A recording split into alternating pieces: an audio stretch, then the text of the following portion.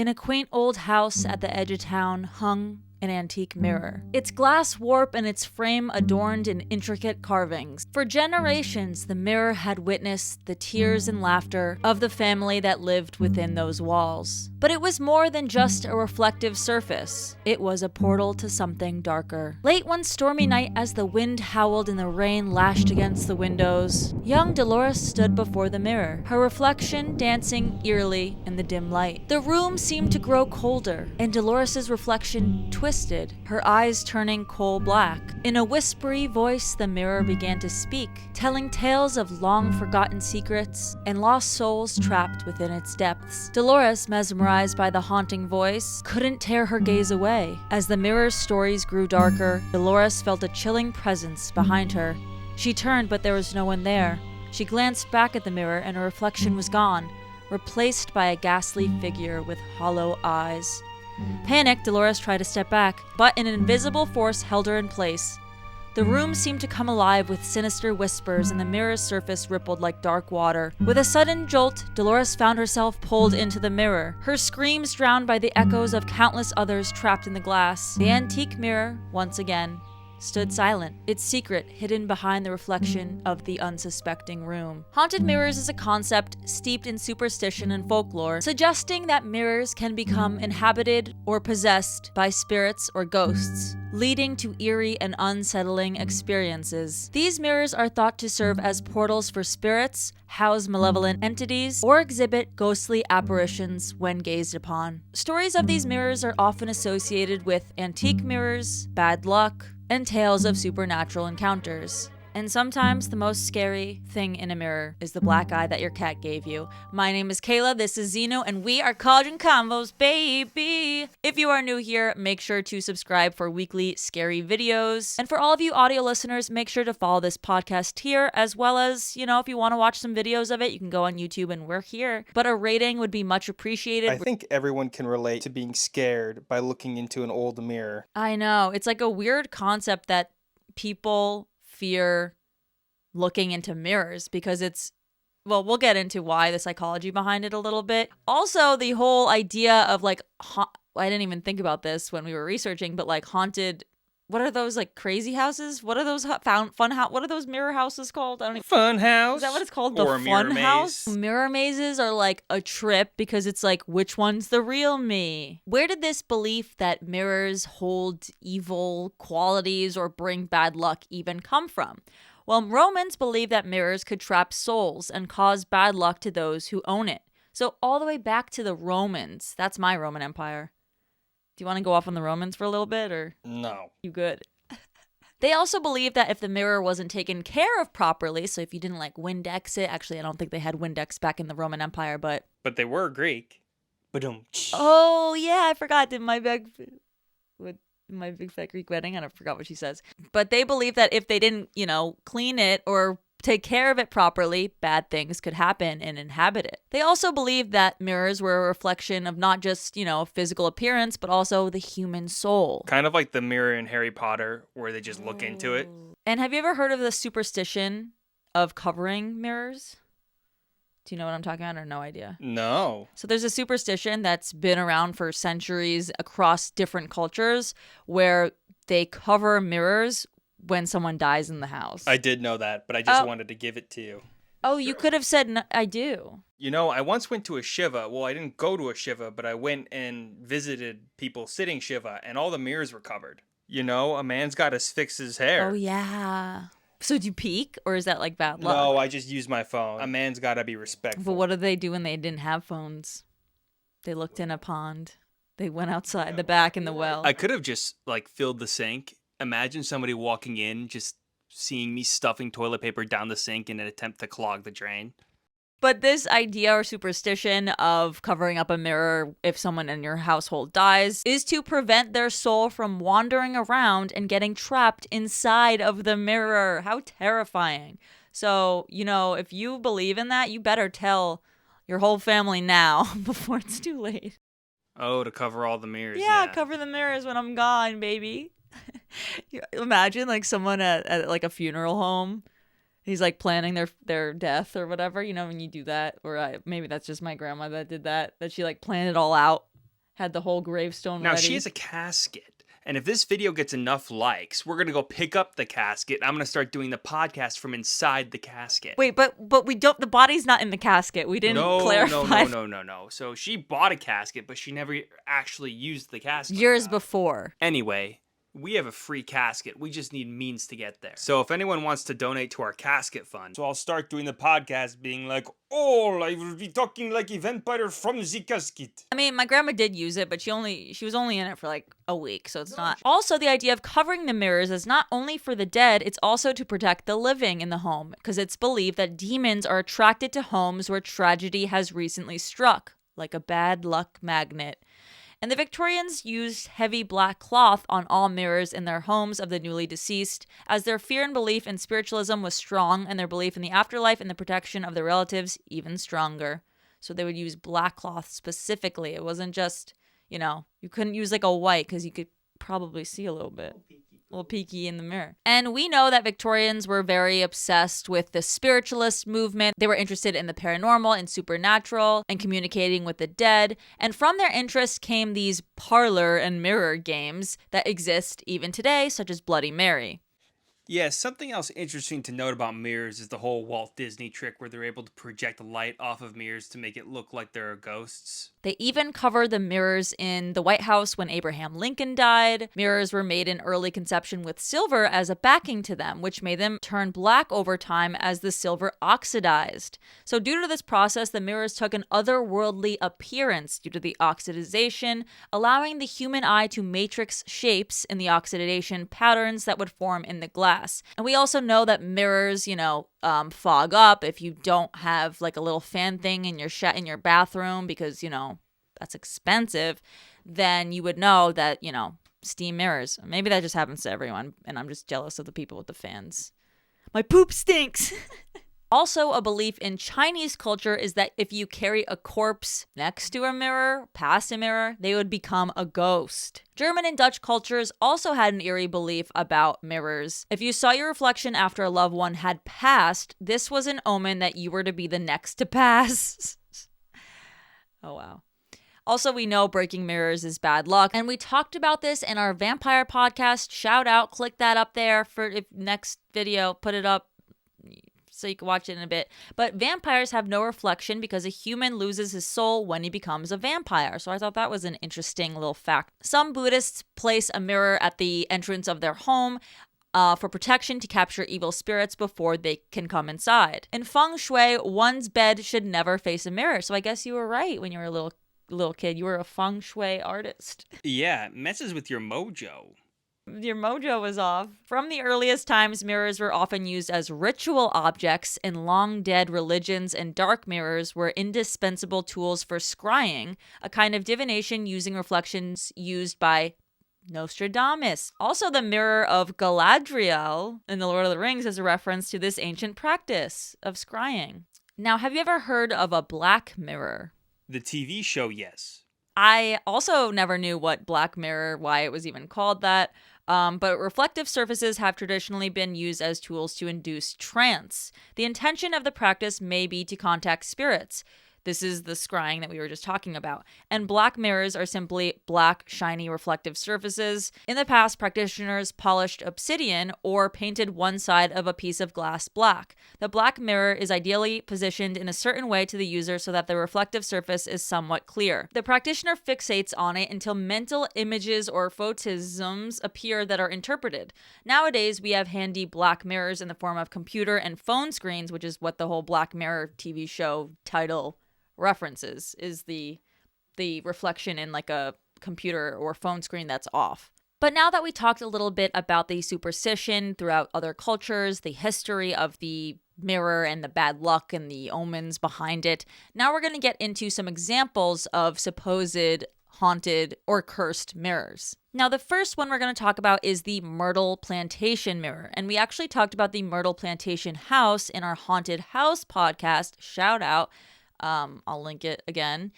But the Myrtles Plantation is a historic plantation located in St. Francisville, Louisiana. It's famous for being one of the most haunted houses in America, and it's rumored to be home to numerous ghosts and paranormal occurrences. And among the many alleged haunted objects in the house, one of them is a mirror. And this Myrtles Plantation mirror is actually one of the most well-known from the house. It's a large, ornate mirror that is said to have a dark and haunted history. It's located in the foyer of the plantation house where it was hung for many years.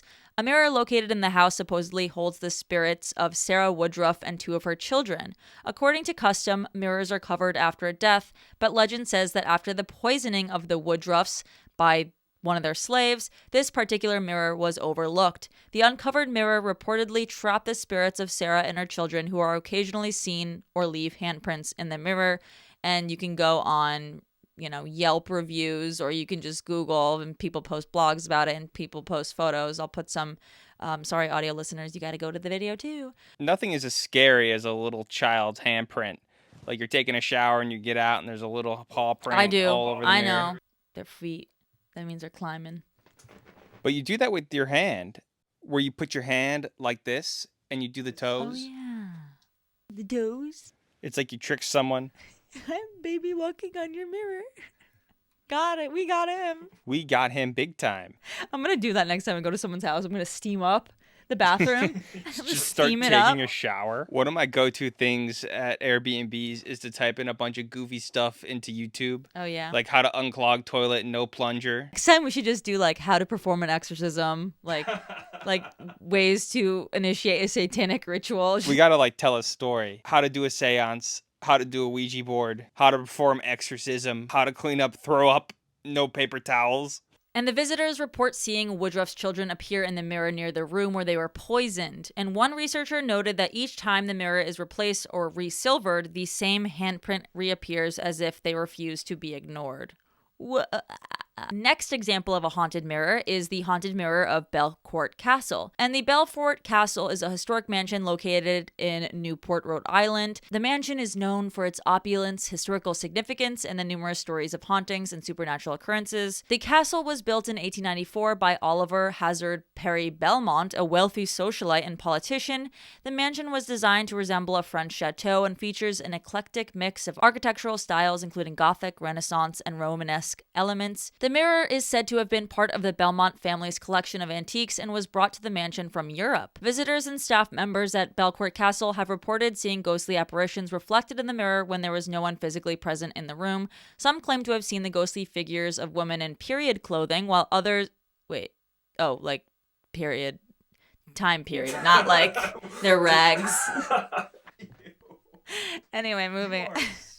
I didn't know if people were going to think that. That's what I would have thought. While others report strange, unexplained movements and distortions within the mirror itself. And also, that's not the only mirror in this house that is haunted. An 18th century mirror that hangs in the castle's music room appears to be haunted. When people look into it, they find the reflection moves even though they are not moving.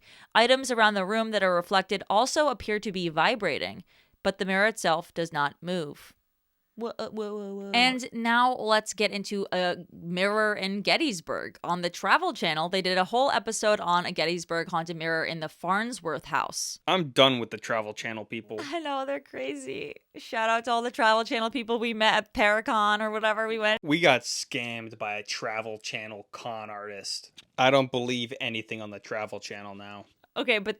well, I'm literally referencing it, so. But this house called in Travel Channel paranormal investigators, because what else are you going to do? Because they started noticing more aggression from a spirit specifically next to or around this mirror that they had in the basement. And they noticed that this spirit would be specifically aggressive towards female women tour guides and women that were visitors of the house and on these tours. The Travel Channel people got a mirror expert, which...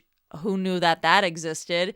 And they found these jobs, like They didn't tell me about that. They didn't tell me that I could be a It's mirror like Pawn expert. Stars. They have an expert for everything. I've studied mirrors. I've written books about the ornate. Okay, but anyway, they got in this mirror expert and they found out that it was originally a frame from a painting. So is he a painting expert too? Because how would he know? I guess he's like, this is not a real frame. I feel like if you're a mirror expert, you're probably well versed in the picture frame world. Yeah, because you probably get those often. Actually, who would like take a painting frame and be like, I'm gonna put mirror in this? You're at Goodwill and you love a frame, but there's Goodwill art inside of it. How cool could the frame be? The frame would have to have cherries. Watch, this is gonna happen to you Embezzled. this week.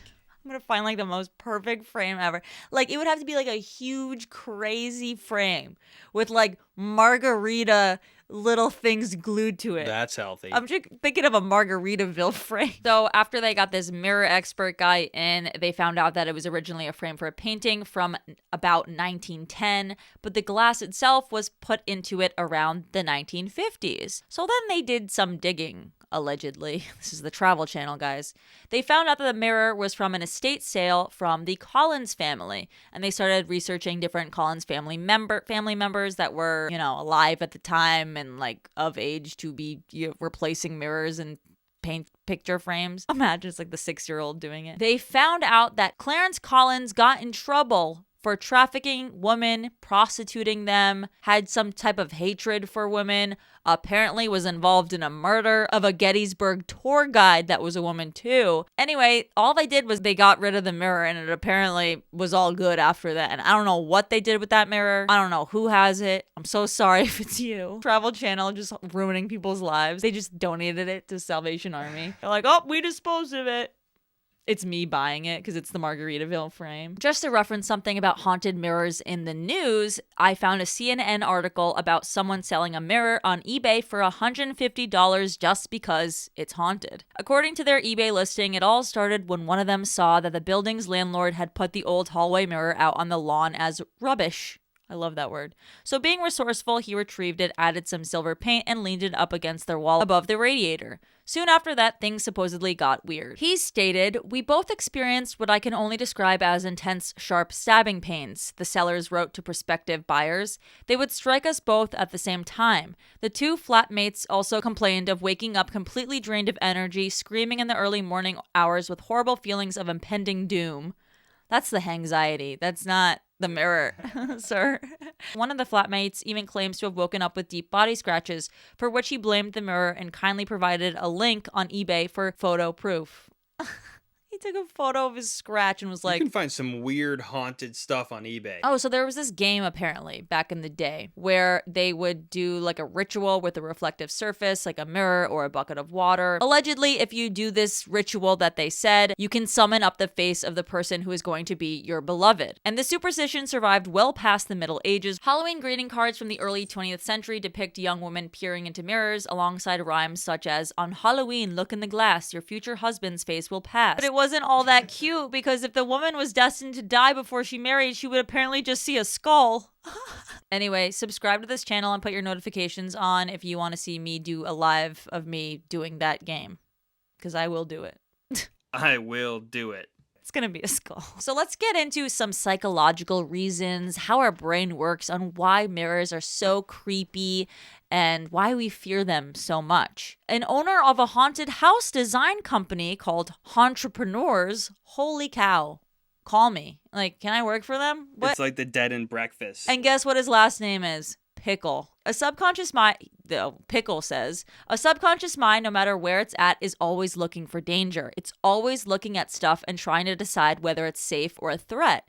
That makes sense. I feel like that's true. Pickle has a point. Pickle has a point. Pickle has a Peter Piper pickled pickle. When the brain can't decide whether it's friend or foe, that's the creepy feeling that you get when the hair stands up in the back of your neck.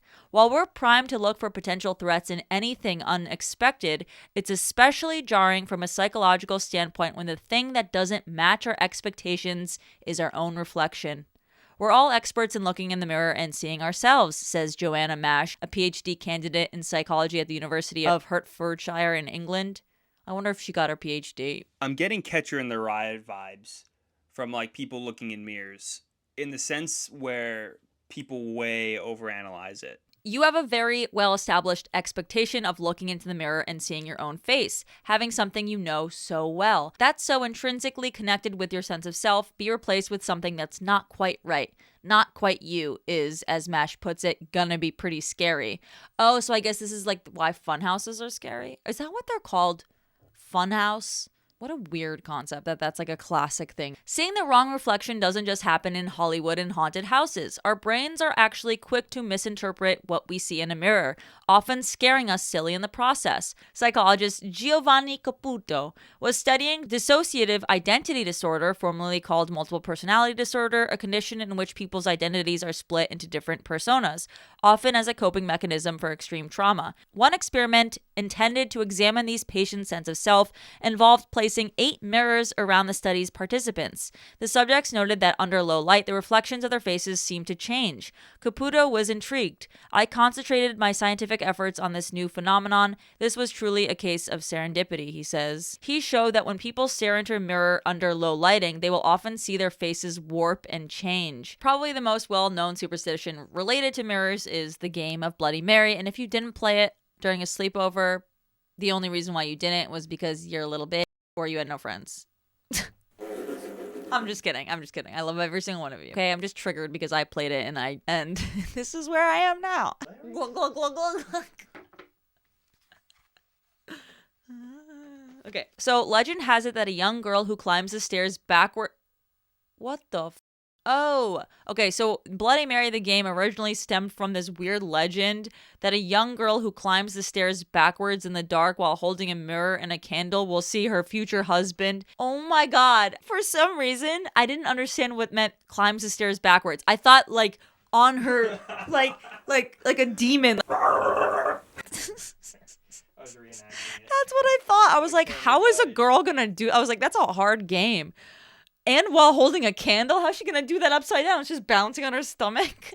The first book I read was The Exorcist for some reason. I could only imagine what my parents thought. I was like, oh, let's read a book. And I picked The Exorcist. I had like a phase where I loved horror movies in middle school. And so did like some of my best friends. And one of my best friends had like a Exorcist themed birthday party. Her mom got us all these shirts with Reagan printed on them, but it was like the demonic. It was like when she has like vomit all over, like encrusted on her. We all wanted to wear them to school the next day, but our parents voted against it, and I was so mad. So the whole point is she walks up the stairs backward with a candle, and she will see her future husband in the moment when she reaches the top of the staircase. We could also do this on live stream and see Kayla's future husband. Or my skull.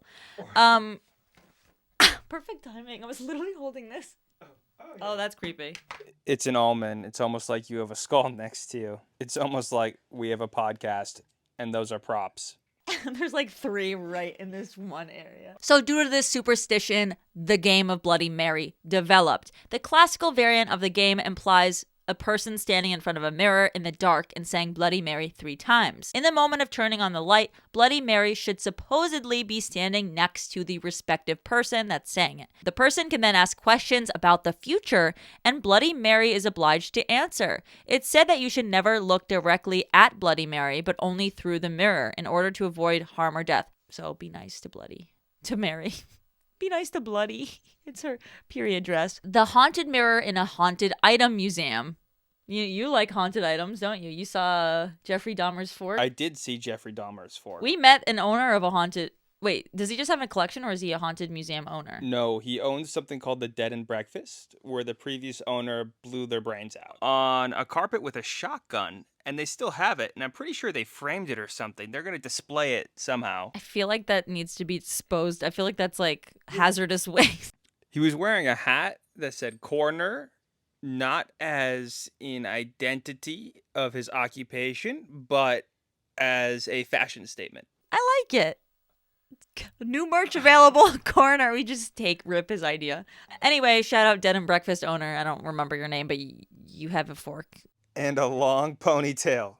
A very long, thin Okay, we're not ponytail. gonna. What if he watches I'm this? just saying, I liked his long, thin ponytail. But he's not the only one that owns some haunted items, because a celebrity ghost hunter Zach Baggins owns a haunted items museum in Las Vegas, baby, and he says one of the objects that terrifies him the most is a mirror. Allegedly, the mirror once belonged to Dracula actor Bela Lugosi. The story goes that he used it in occult attempts to contact his deceased wife, but instead invited something unwanted and otherworldly. The mirror's next owner was murdered. His mother-in-law.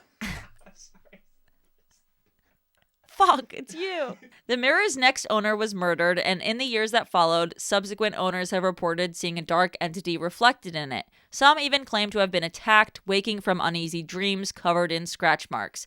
At one point, the mirror had hung in a room in the Hollywood Hills house that had belonged to her uncle, a lawyer and B-movie film producer. What does that mean, B-movie? Have you ever seen the B-movie? Wait, it's not the B-movie. It's B-movie. It's like you're on the B celebrity, like you're... Doesn't matter because he was tragically killed in a mob-style murder in 1982, and his death remains unsolved. Bela Lugosi, the actor best known for portraying Count Dracula, had previously lived in the home. The owner of the mirror, he says it's documented that her uncle, Frank Celletri, lived in Bela Lugosi's house where this mirror stayed on the wall.